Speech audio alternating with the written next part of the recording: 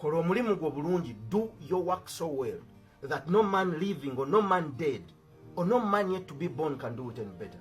Kola omulimu gwo bulungi nga tewali muntu muzaali oba oyo agenda okuzaalibwa oba oyo yabeerawo okwo n'afa asobola kugukola nga ggwe bw'ogukola. Mu buli kintu kyonna ky'okola kozesa ebiseera okikole bulungi n'omutima gwo n'obwagazi bwo n'okuyaayaana kw'emmeeme eyo kwonna n'amaanyi go.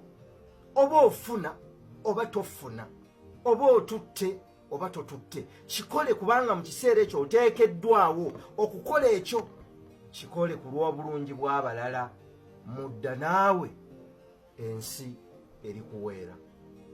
Kozesa ebiseera bikoleremu ekyo ky'oteekwa okubikolamu, ate kikole mangu, ate kikole kati.